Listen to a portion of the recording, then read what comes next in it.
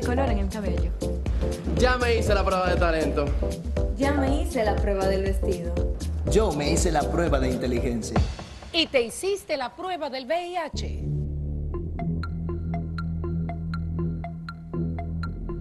Yo me hice la prueba del VIH porque soy responsable de mi salud.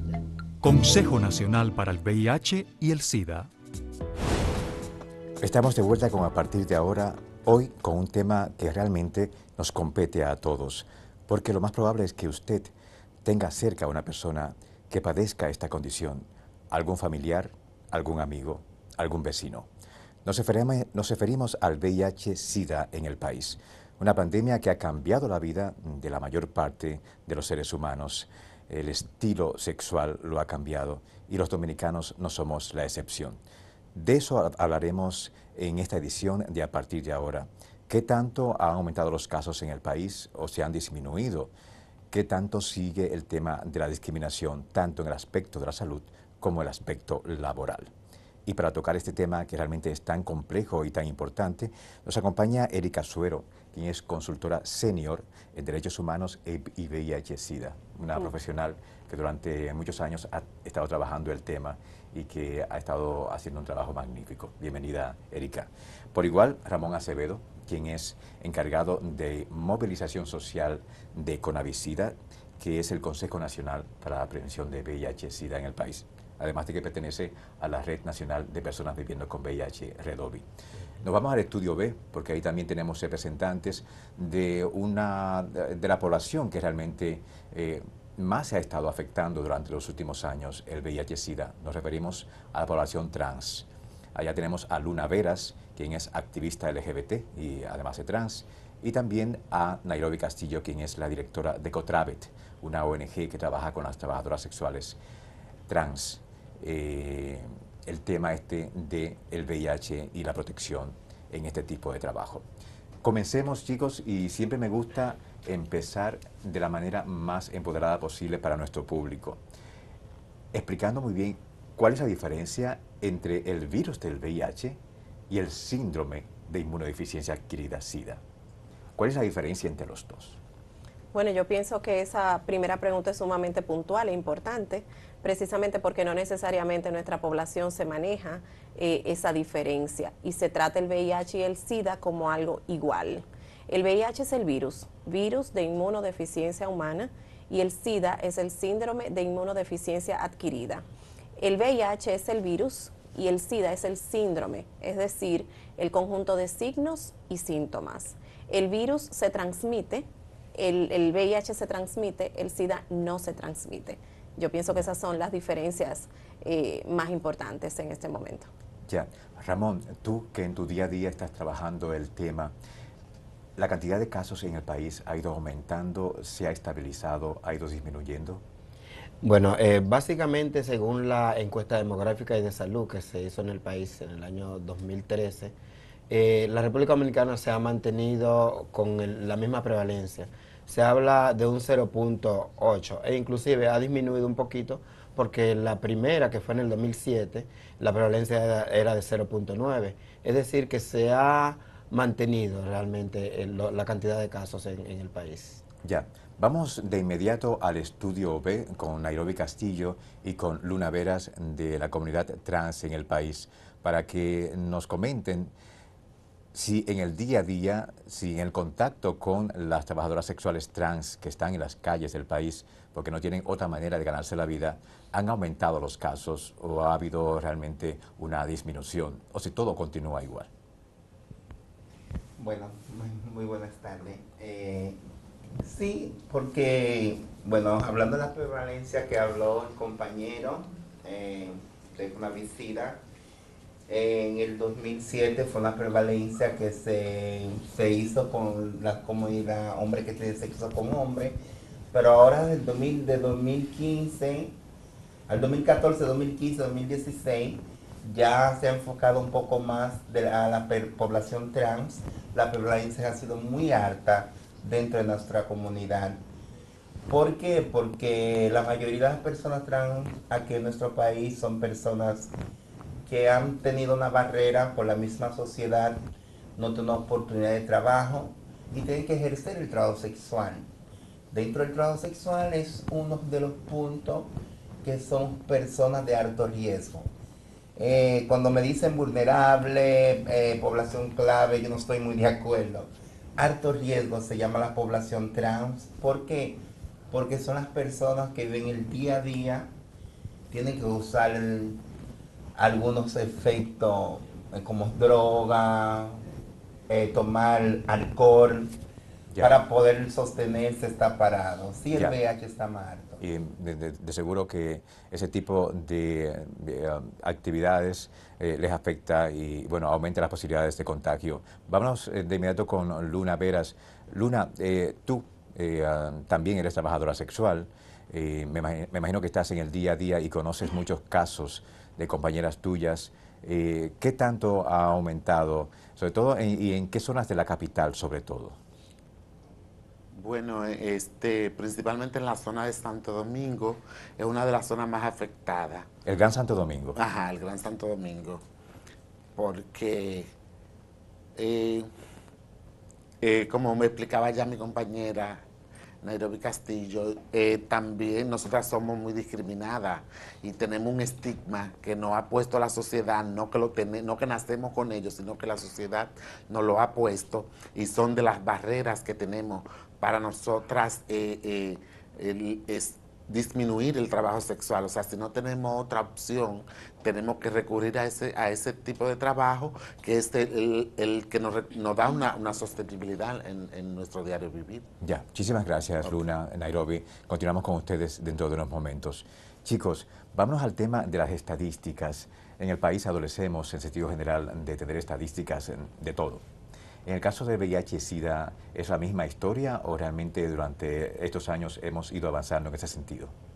Bueno, en materia de VIH, nosotros sí tenemos estudios, como lo presentó Ramón Acevedo hace un momentito, como es la encuesta demográfica y de salud Endesa, que es prácticamente la fuente oficial de información en términos de datos estadísticos con respecto al VIH-Sida. La Endesa se supone que se hace cada 5 años, tal como dijo Ramón, pues la primera fue en el año 2007 y luego entonces tuvimos la Endesa 2013.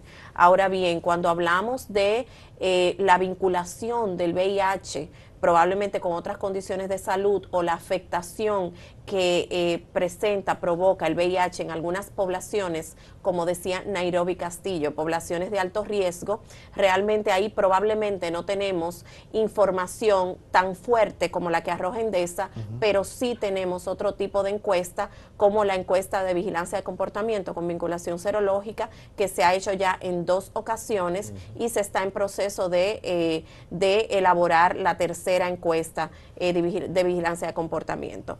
Pero si, por ejemplo, destaco lo que está sucediendo con las personas usuarias de sustancias, aquellas que usan drogas, y digo sustancias porque incluye desde el alcohol y la droga que comúnmente conocemos como drogas ilegales, pues probablemente ahí no tenemos informaciones acabadas con respecto, primero, a qué cantidad de personas tenemos en el país usuarias, por ejemplo, de heroína, que es el uso, es la sustancia, la forma del uso que representa mayor riesgo para la transmisión del VIH, precisamente por el uso de jeringas usadas y demás. Entonces, en ese sentido, pues nosotros entendemos que se debe de hacer un mayor esfuerzo para poder estructurar esas iniciativas que nos permitan contar con información más actualizada y más fuerte para entonces poder tomar las decisiones adecuadas con respecto al caso que nos ocupe en su momento. Perfecto.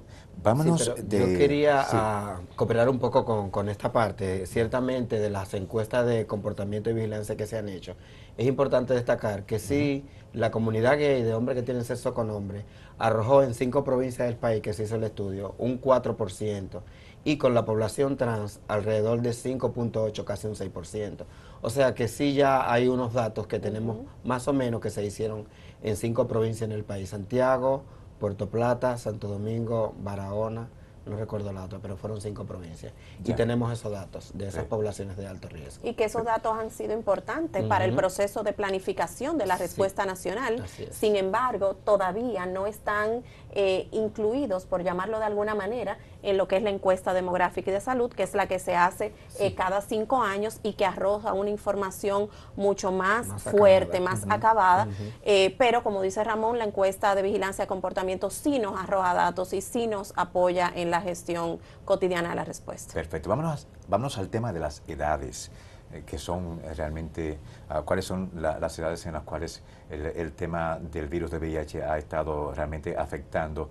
Y vamos a colocar, señor director, una promo que han producido estas organizaciones, tanto con la Visida como Transa, Cotravet y otras entidades que trabajan en el tema de VIH. Tienen como protagonistas a jóvenes, porque es una población que realmente hay que tenerla en la mirada. Vamos a escuchar esta promo para dar paso al siguiente punto. Yo soy Pedro, no soy nadador, pero de vez en cuando me doy mi chapuzón. Claro, que en esos casos me cuido.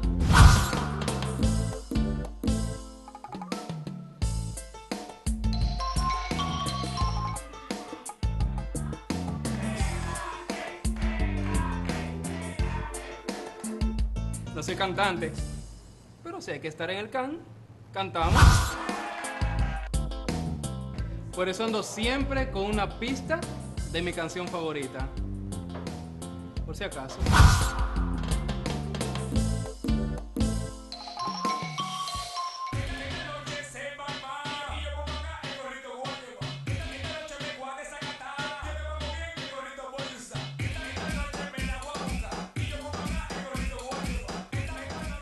Yo no soy de ahí.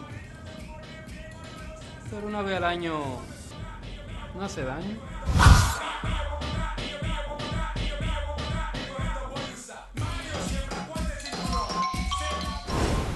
Estábamos observando una promo hecha por diversas entidades que trabajan contra la prevención del VIH en el país. El tema del condón, que es uno de los aspectos más preocupantes, porque hay una gran cantidad de hombres dominicanos que aún se niegan a utilizar el condón y los resultados de esta negación son realmente una expansión mucho más grave del virus del VIH-Sida.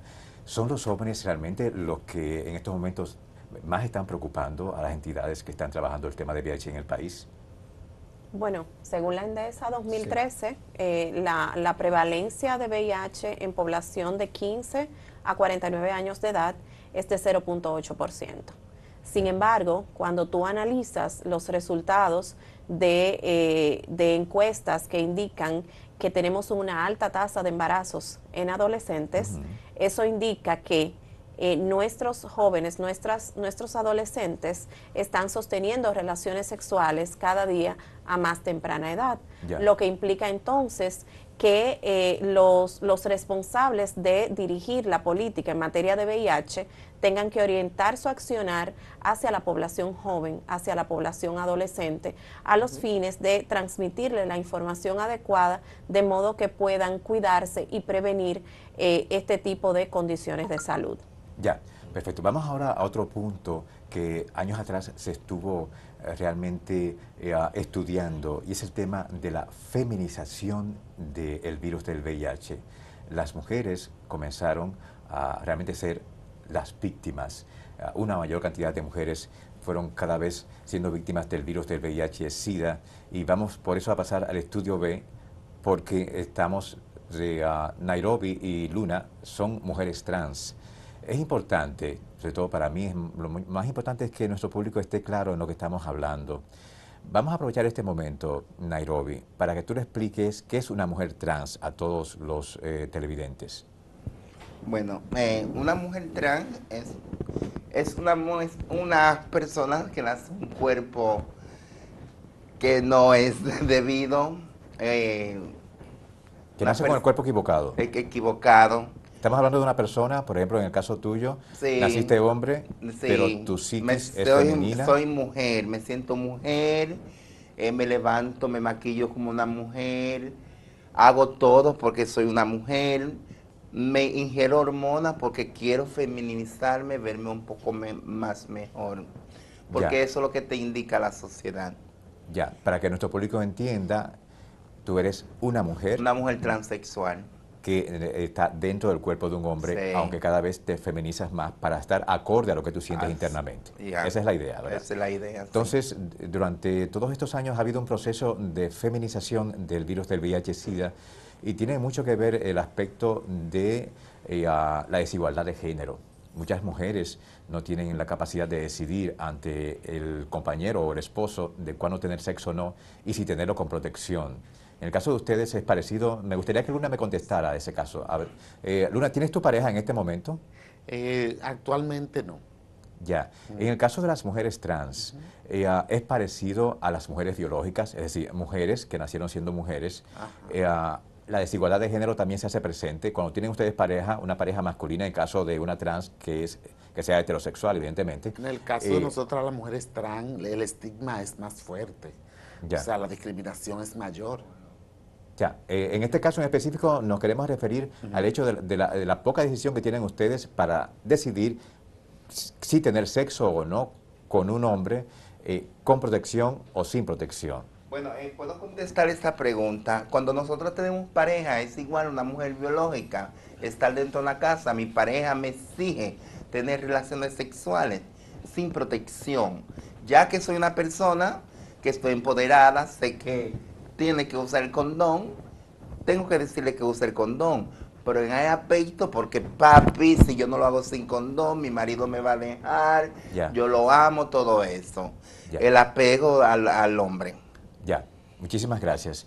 En el caso de las mujeres biológicas, tenemos una gran cantidad de mujeres en el país por el tema de la desigualdad de género que no están en la capacidad de decidir muchas veces y decirle al hombre no, si no es con condón, no. ¿Qué tan grave es la situación, Ramón? Bueno, en el Programa Nacional de Atención Integral, que hay registrado unas 42.000 personas, el 56% son mujeres y el resto es de hombres, ¿no? La mujer obviamente siempre busca más prestación de servicios de salud, pero sí realmente se ha ido feminizando, porque antes de cada 10 hombres quizá habían 2 o 3 mujeres, pero en el transcurso de los 34 años ya que tiene la aparición del VIH ya están igual a igual. Y eso responde a temas culturales, el poder y el machismo que tiene el hombre sobre la mujer, también la formación fisiológica de la mujer la hace mucho más vulnerable. Cuando una mujer tiene otra infección de transmisión sexual que no sea VIH, si tiene el contacto con el VIH, pues es mucho más fácil de adquirir el VIH. Entonces todas esas situaciones la hacen mucho más vulnerable. Nos vamos a ir a una pausa ahora, Erika. Cuando regresemos vamos a tocar puntos que son realmente escandalosos y graves con respecto a la población dominicana que vive con VIH-Sida en el país. Nos referimos a la discriminación, tanto en el área de salud como en el área laboral. Regresamos de inmediato.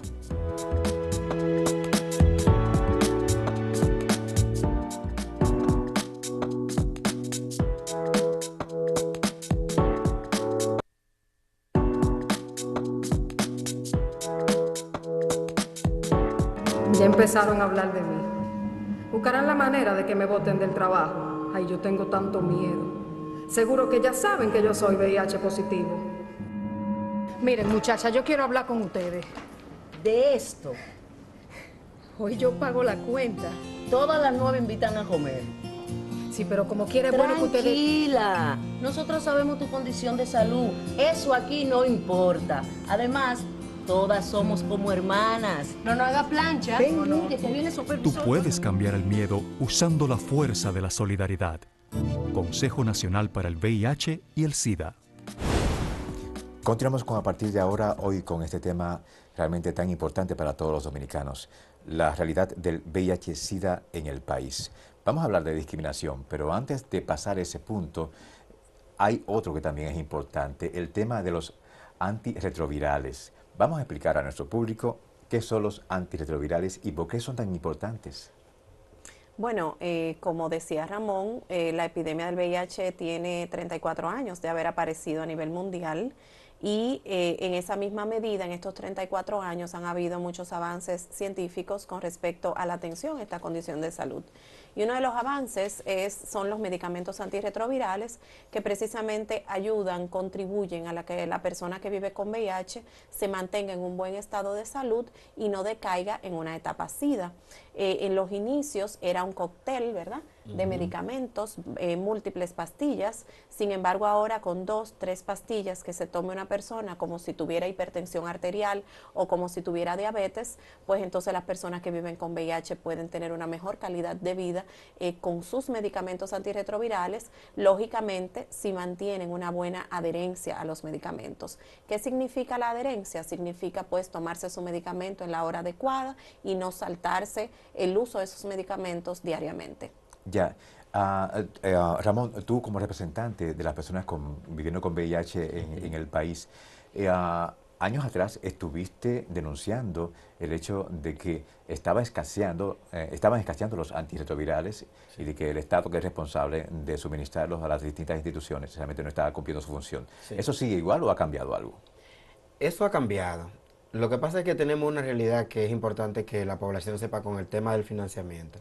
En algún momento ha habido algún desabastecimiento más de medicamentos de tercera línea, porque lo que sucede es que el país compra medicamentos de primera línea, segunda línea y tercera línea. ¿Eso qué es? ¿Primera línea, tercera línea, segunda línea? Sí, cuando una persona es diagnosticada y ya requiere usar medicamentos antirretrovirales, se le pone medicamentos de primera línea. Okay. Y después de segunda línea si lo requiere, de tercera línea. Pero te explico un poco. Lo que sucede es que el país, y no el país, a nivel mundial, la accesibilidad a los genéricos, que tienen un menor costo, primera línea y segunda línea, es mucho más fácil. Pero ha habido dificultad con los medicamentos de tercera línea porque son patentizados y tienen propiedad intelectual y no hay rompimiento de la patente de estos medicamentos. Y entonces se hace mucho más difícil poderlo comprar. Y te cuento un poco para que vean el ejemplo. Una persona que está en primera línea, genérico, le sale al Estado Dominicano al año en $860. Pero una persona que está en tercera línea le sale al Estado Dominicano en $1,000 mensual. Ya. O sea, es una gran diferencia. Y realmente la capacidad del país, sabemos que tenemos alguna deficiencia en el tema de salud, pues en algún momento ha habido dificultad porque realmente el número de personas que van yendo de segunda línea a tercera línea también va en aumento. Entonces, eso nos pone en una situación un tanto embarazosa en algún momento. Y ha habido algunos desabastecimientos, pero no total, no de todas las líneas de los medicamentos. Ya, vámonos al estudio B de inmediato con Luna Veras y con Nairobi Castillo, para que nos hablen de su experiencia. En el caso de ustedes que son mujeres trans, los testimonios que han tenido allá en Cotravet con respecto a las trabajadoras sexuales trans que han ido a que se les suministren los antirretrovirales, ¿los han conseguido? Y también en el caso de ellas, ¿se les ha estigmatizado mucho más por ser trans? Bueno, sí.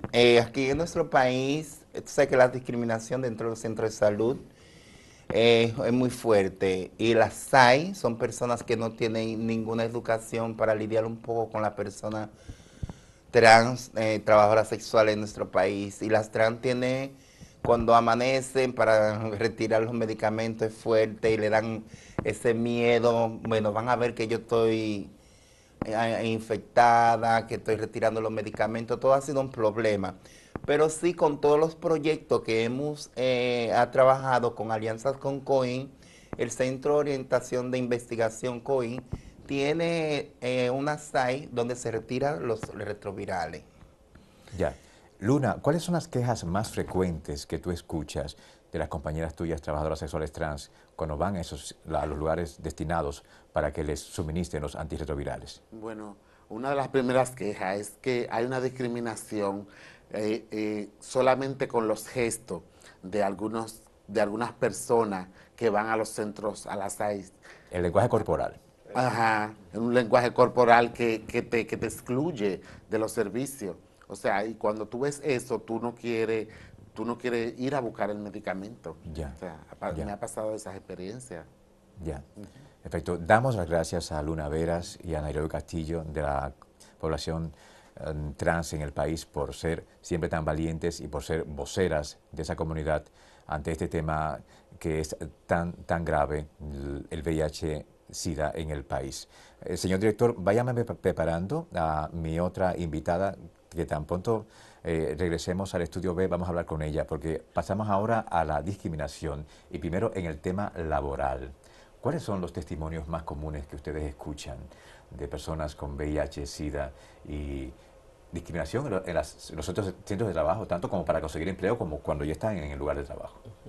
Bueno, el tema de la discriminación laboral yo entiendo que surge con el surgimiento de la condición de salud misma, precisamente por los mitos y tabúes que rodearon esta condición desde sus inicios y evidentemente las prácticas que adoptaron muchas empresas un poco para, diríamos, tratar de una forma distinta y quizás cuidarse, a lo que ellos pudieran llamar cuidarse de una persona que vive con VIH que acceda a su centro a solicitar o si ya está trabajando, pues a permanecer en el empleo. En la República Dominicana se ha estado trabajando mucho este tema desde la primera ley de VIH que tuvimos en nuestro país, que fue la ley 55-93 sobre SIDA, que precisamente tenía un artículo donde se establecía la prohibición de la realización de pruebas para el ingreso o la permanencia en el empleo. Evidentemente hemos recibido mucho apoyo de la Organización Internacional del Trabajo porque desde el año 2001 la Organización Internacional del Trabajo, OIT, publicó lo que es el repertorio de recomendaciones prácticas sobre VIH-Sida al lugar de trabajo. Posteriormente, en el año 2010, se publica lo que es la recomendación sobre el VIH-Sida en el lugar de trabajo, que es la número 200 de la OIT, que es la primera norma de derechos humanos orientadas a tratar este tema del VIH en el lugar de trabajo.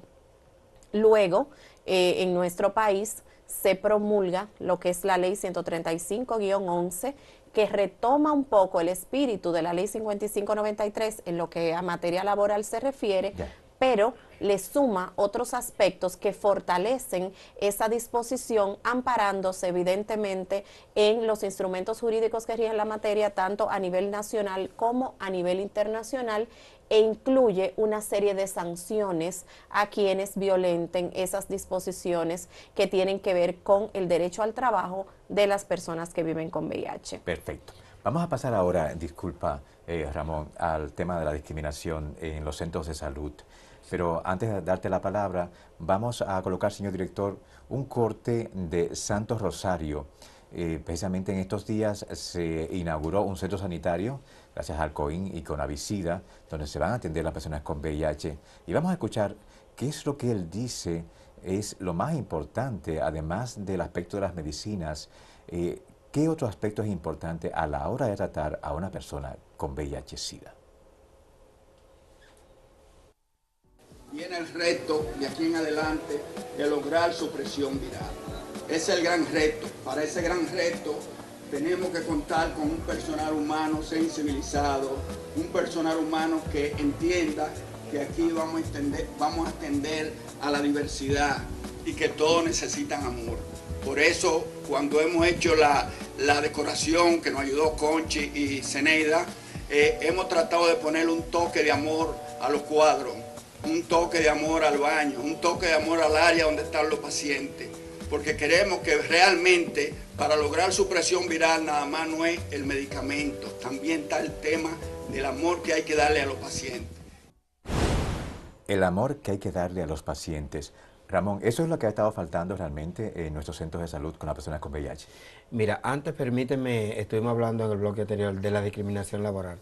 Todo lo que dice Erika es cierto, hay un marco jurídico interesante, más sin embargo en la realidad todavía tenemos muchos obstáculos y dificultades.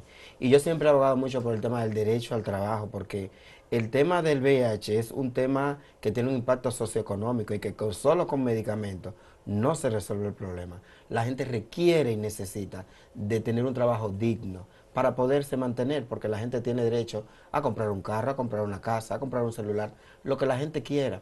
Y muchas veces le he privado ese derecho porque muchas veces el empresariado hace pruebas de VIH, pero tú no tienes cómo evidenciar que realmente esa realidad se está dando, aunque también hay que reconocer que han habido ciertos avances. Ya hay muchas empresas que tienen acuerdos de políticas públicas que no le hacen una prueba de VIH a una persona para acceder o permanecer en el puesto de trabajo. Pero sí es real, un real obstáculo que tenemos. Ya. Sí, dando vamos, respuesta. sí, permíteme pasar y regreso contigo al estudio B que tenemos. Se nos ha unido la señora Dolly Graciano, quien es abogado y es coordinadora de la División de Atención VIH-Sida del Ministerio de Trabajo de la República Dominicana. Señora Graciano, bienvenida a partir de ahora. Muchísimas gracias. Buenas tardes. Gracias, señora Graciano. Estamos hablando del punto, estamos en el punto de la discriminación, tanto laboral como en el aspecto de salud. En el aspecto de salud, ¿son numerosos los casos que llegan allá al Ministerio de Trabajo? Sí, en materia laboral, porque recuerde que nosotros, como parte del Ministerio de Trabajo, en la división del VIH, de atención al VIH-Sida, trabajamos con el área laboral, con aquellos trabajadores que han sido discriminados en su lugar de trabajo, es decir, que han sido despedidos, que han sido desahuciados y que se le han negado el derecho a laborar por el simple hecho de tener la condición del VIH-Sida. Ya, entonces ustedes se limitan solamente al aspecto laboral. Pero Al ya aspecto laboral, sí. Ya, perfecto. Nos explicaba a nuestra querida Erika que hay unas normativas, pero realmente ¿qué tanto se están cumpliendo? Ramón dice que aún falta mucho camino por avanzar. ¿Ustedes qué piensan?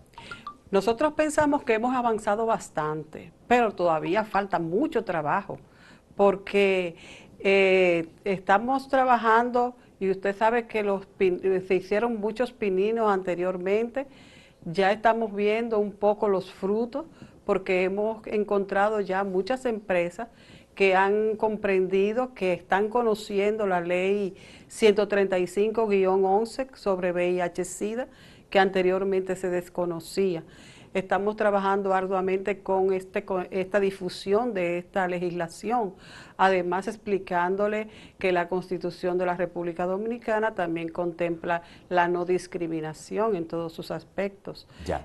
O sea que hemos encontrado ya que en el camino que hay varias empresas que están comprendiendo la legislación, hay otras que todavía la ignoran, pero como les dije hace un momentito, estamos trabajando con propiedad, pero entendemos que se necesita continuar la labor. Perfecto.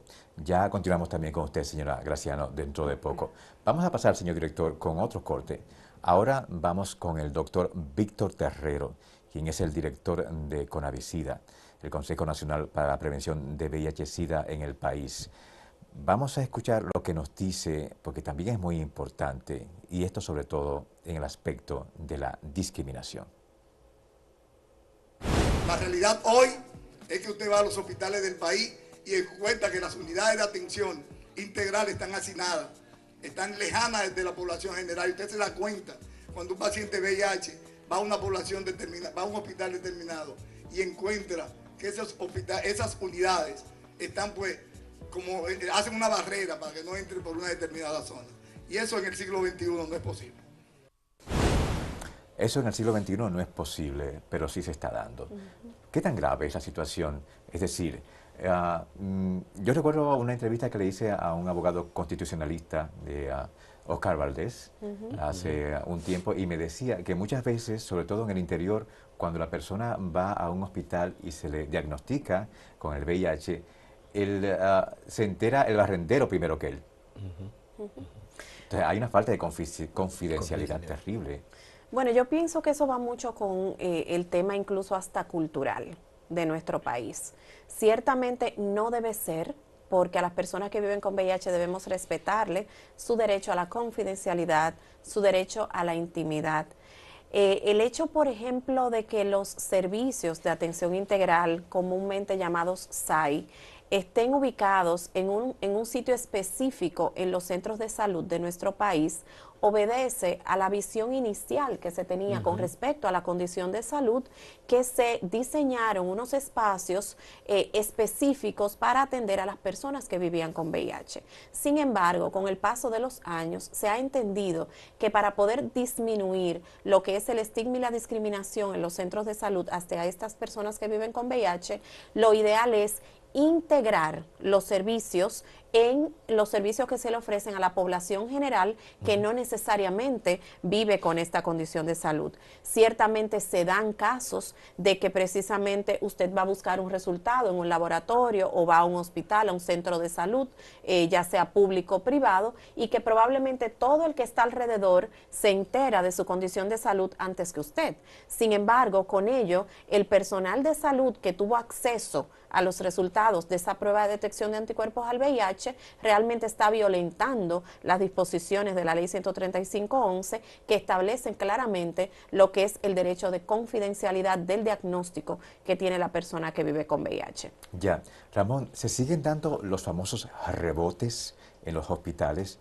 Es decir, una persona que es diagnosticada con VIH la remiten a otro hospital y cuando llega a ese hospital no quieren atenderla a un médico en específico. Sí.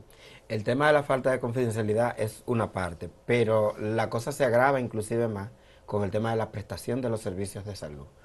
Por ejemplo, tú vas a un hospital donde hay una unidad de atención integral de VIH que te entregan los medicamentos antirretrovirales y el control con el tema del VIH, pero si por alguna razón un efecto adverso te hace daño a tu estómago y tú necesitas de una endoscopía en el mismo hospital, te hacen el referimiento y no te hacen la endoscopía.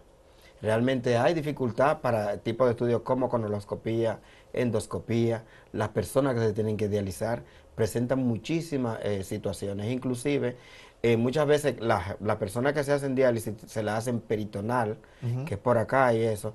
Y realmente muchas veces eso también le maltrata mucho su autoestima y el hecho de poder avanzar, porque realmente le hace llagas y es muy incómodo. Realmente tenemos casos e historias muy, muy tristes de personas que inclusive no han muerto de VIH, sino de otras situaciones adversas que le ha causado el VIH. En el tema de la cirugía, claro que sí, que el rebote se da.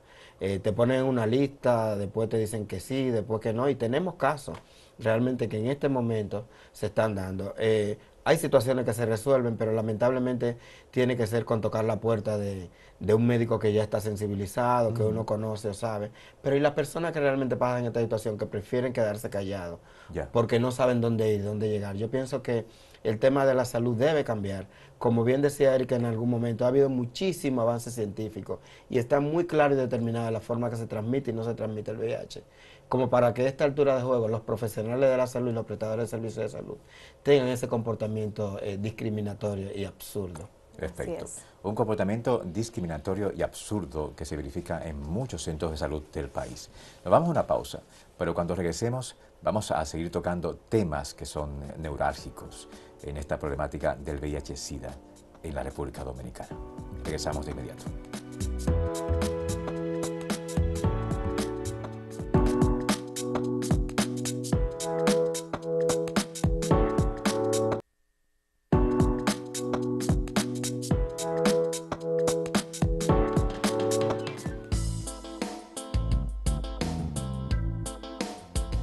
Yo soy Mario, soy un hombre que vive en la calle trabajando. Eso sí, siempre me cuido.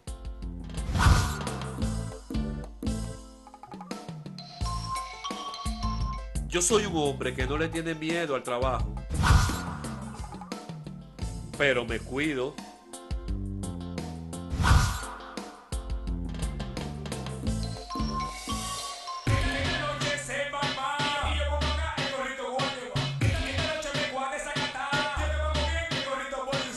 Yo soy un hombre que trabaja día y noche. Continuamos con este especial de a partir de ahora, la realidad del VIH-Sida en el país. Y vamos a seguir hablando del tema de los antirretrovirales, porque la situación muchas veces se torna grave por ciertos aspectos. ¿Me comentabas, Ramón?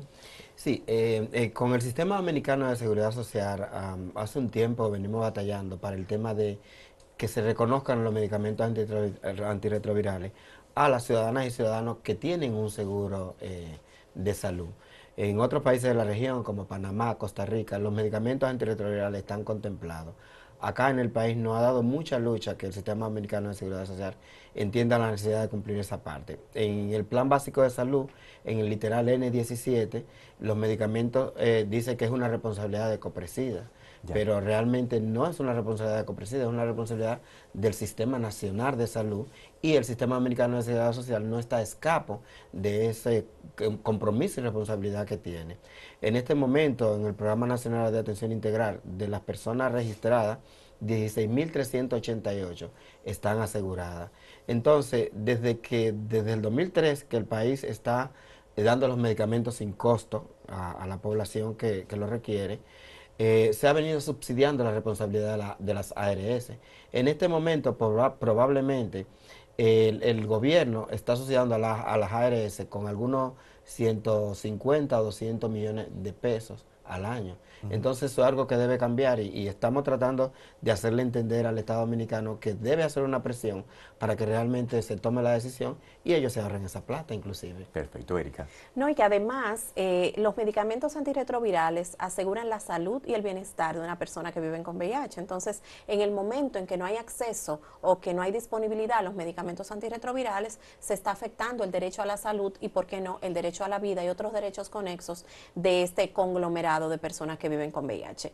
Bueno destacar, precisamente dando seguimiento a lo que se ha estado hablando en las noticias en estos últimos tiempos, que el Fondo Mundial de Lucha contra el SIDA, la tuberculosis y la malaria, que ha sido la entidad que ha estado donando los fondos con los cuales se han adquirido los medicamentos antirretrovirales en estos últimos años, desde los años 2004, 2003 que hablaba Ramón, ya a partir del año pasado dejó de aportar recursos para la adquisición de los medicamentos antirretrovirales, lo que implica que el Estado Dominicano tiene que asumir su responsabilidad, porque no es que ha dejado de ser su responsabilidad, de adquirir esos medicamentos y destinar el presupuesto correspondiente para los mismos. En ese sentido, hubo un reclamo muy válido de las personas que viven con VIH de que no se disponía de ese presupuesto aprobado por parte del Estado. Sin embargo, por todas las iniciativas que se han tenido, tanto desde el CONAVICIDA, desde la misma sociedad civil que ha sido un actor principal en este proceso, en adición a otros actores, pues se ha logrado que finalmente el gobierno apruebe unos 600 millones de pesos aproximadamente para la adquisición de los medicamentos antirretrovirales, que va a suplir la población que los requiere durante todo el año 2017 y principios del año 2018, lo cual es algo que también nosotros tenemos que destacar, porque no solamente son elementos negativos, sino que hay de todo en la respuesta nacional. Hablando de aspectos positivos, también tenemos la ley antidiscriminación que está en proceso en el Congreso Nacional.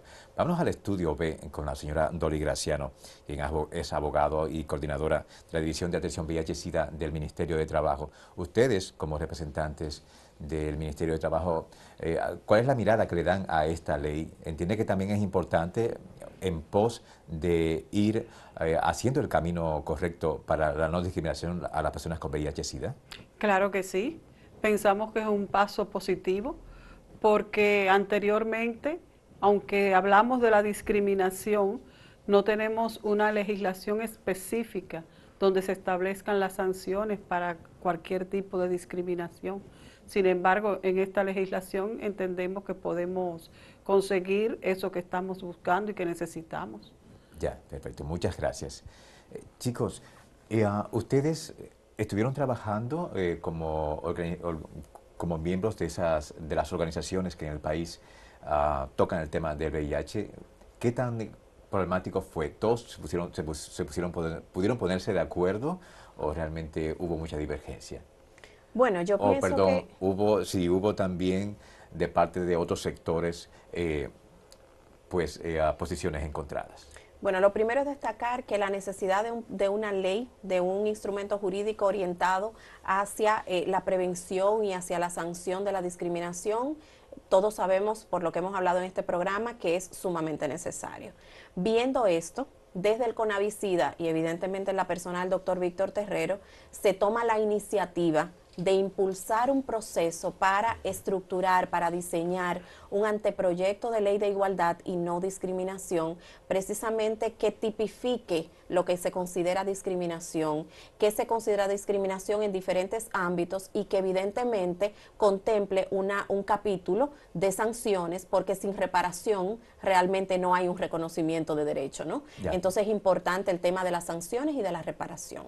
En ese sentido se contrató los servicios de 2 expertos en esa materia, el doctor Cristóbal Rodríguez, que es constitucionalista, y la licenciada Orlidi Hinoa, que trabajaron en conjunto con el CONAVICIDA y con la sociedad civil y con todos los sectores vinculados a este tema, el anteproyecto de ley que en el día de hoy reposa en la Consultoría Jurídica del Poder Ejecutivo, instancia a la cual fue remitido una vez fue, vamos a decir, revisado y validado por diversos actores, diversos sectores de la sociedad, y ahora estamos en espera de que el instrumento sea estudiado en la consultoría jurídica y remitido al Congreso. Perfecto. Vámonos de nuevo al estudio B con la señora Dolly Graciano, porque hay un punto que se ha estado debatiendo durante décadas, diría yo, y es el tema de la educación sexual en las escuelas como una medida para prevenir esta pandemia del VIH-Sida. ¿Qué mirada le dan ustedes a la educación sexual en las escuelas y cómo entienden ustedes que debe ser esta educación? Bien, yo entiendo que la educación sexual en las escuelas es positiva. Claro está que debe enfocarse de acuerdo, ese es mi criterio personal, debe enfocarse de acuerdo al grado o el nivel académico de cada estudiante. Porque no podemos, por ejemplo, a estudiantes de primaria irle vaciando cosas que todavía no están preparados para comprender. O sea, yo entiendo que es positiva la educación sexual, pero al nivel de cada quien. O sea, que es un paso que lo veo bien y sobre todo hablarle de las enfermedades de transmisión sexual que son parte de la educación sexual. Muchas gracias, señora Graciano. Ramón, ustedes han tenido una lucha titánica con este aspecto de la educación sexual en las escuelas. ¿Llevan años en eso? Sí, así es. Sí, hace mucho tiempo que venimos batallando con el tema de la educación sexual en las escuelas. Hay una institución amiga, Profamilia, que realmente ha ido a la vanguardia todo el tiempo, de que realmente hablemos de educación sexual. Y por lo mismo que decíamos anteriormente, la prevalencia del VIH, el embarazo en adolescentes, tiene un gran impacto en la población joven, de 15 a 24, de 15 a 49 años. Entonces, eso nos indica que es necesario que realmente tengamos en la currícula de la educación el tema de la educación sexual, como decía la compañera Graciano, acorde a los grupos etarios y demás. Ya. Erika, la posición de ustedes, porque muchas veces uno, cuando ve la prensa, se pregunta, ¿quién es que manda en el país, el Estado o la Iglesia? ¿Estamos en un Estado laico o solamente es en teoría? Bueno, yo pienso que en nuestro país la Iglesia es un poder, es el cuarto poder del Estado. Sin embargo, desde el CONAVICIDA se entiende y entendemos, incluso partiendo de que el Ministerio de Educación y también el Ministerio de Educación Superior de la República Dominicana forman parte del CONAVICIDA. Nosotros entendemos, tal como dice Ramón, que la educación sexual debe de incluirse en la currícula escolar, lógicamente con las observaciones de el grupo etario, el nivel de desarrollo del desarrollo de estos niños, jóvenes, adolescentes que van a recibir esa información a los fines de que se pueda diseñar un programa acorde con esas características y con esas particularidades de cada grupo poblacional. Pero ciertamente nosotros entendemos que si hay una mayor tasa de embarazos en adolescentes, entonces nuestros adolescentes están teniendo relaciones sexuales tempranas y por tanto nosotros tenemos que orientarles. ¿Por qué? Porque preferimos una población orientada a una población desorientada que esté teniendo relaciones y que puede adquirir, por ejemplo, condiciones de salud como el VIH. Ya. Vámonos de nuevo al estudio B con la señora Graciano. Señora Graciano, Se habla mucho, se ha insistido en una educación integral cuando se refiere a la educación sexual en las escuelas. La pregunta es, en estos días se ha estado cuestionando el hecho de que se repartan condones en las escuelas. Hay sectores que dicen que evidentemente que la educación debe hacerle ver a los jovencitos que no están preparados ni física ni psicológicamente para tener sexo, evidentemente. Pero nadie es capaz de estar las 24 horas del día detrás de un muchacho en la escuela, en los callejones. Entonces, a la hora de la verdad, a la hora en que esas hormonas estén revolteadas, ¿qué es mejor para ustedes? ¿El hecho de que tengan un condón o que no lo tengan? Yo mantengo la misma posición que dije hace un momentito, en el sentido de el nivel, de la edad de cada uno de los jovencitos. Si estamos hablando de una educación sexual, entiendo que debe ir integrada también con lo que es la prevención, que son los preservativos. Entonces, todas estas cosas deben ser aclaradas y deben írsele suministrando o dándole las informaciones del lugar a cada uno de esos jóvenes, repito, de acuerdo a la edad y la capacidad de cada uno de ellos. Porque como bien usted dice, es un poco difícil andar detrás de los jóvenes. Ya. Hace días, el 1 de diciembre, se conmemoró el Día Mundial del SIDA. Sí. Vamos, señor director, a ir colocando todas esas noticias que nos hablan de la gran cantidad de casos de VIH-Sida que se registra en el país para que nuestro público realmente esté consciente de que este no es un tema del vecino o del otro barrio, sino que usted le puede tocar muy de cerca. Y el tema del condón es importantísimo. Estamos en una época en que y esto es muy personal, lo digo, la humanidad se ha dividido en dos, los que usan condón y los que no usan condón. Vamos a poner todas esas noticias y ya nos vamos del programa. Entonces, para mí es muy importante, señora Graciano, un consejo. ¿Cuál entiende usted que es el camino que debemos seguir como país para que esta pandemia realmente cada vez no nos afecte tanto y no haya tantos casos de VIH-Sida en el país? Bien, precisamente por ser el Día del Mundial de la lucha contra el VIH-Sida, nosotros en el Ministerio de Trabajo hicimos nuestras actividades en las cuales nosotros propugnábamos por el uso de preservativos, los cuales distribuimos en todo el ministerio, llamando la atención a que como todavía no teníamos definitivamente una vacuna o una solución a esta condición de salud, lo importante era la prevención. Ya. O sea que yo sigo con ese mismo pensamiento, prevención. Perfecto. Muchísimas gracias, señora Graciano. Muchas gracias a usted. Chicos, últimas recomendaciones, tanto a la población como al Estado. ¿Ustedes qué entienden? ¿Por dónde es que debemos seguir? ¿En qué se debe insistir para que el VIH-Sida no siga realmente matando a tantos dominicanos? El país es signatario de una estrategia global que se llama 90-90-90, que brevemente te explico. Tiene que ver que el 90% de la población tenga realizada una prueba de VIH, que de ese 90% el que resultase positivo esté en medicamentos antirretrovirales. Y el objetivo final de los medicamentos antirretrovirales, que el 90% de las personas que toman medicamentos tenga una carga viral suprimida, o sea, indetectable. ¿Por qué? Porque también el tratamiento es parte que tiene un impacto importante en la prevención, porque una persona medicada y que está indetectable, que es adherente, la capacidad de transmitir el VIH se reduce muchísimo. Entonces, para poder lograr eso, el mensaje es sostenibilidad financiera y programática. No va a poder permitir llegar a esa meta y lo demás, todo nace de ahí.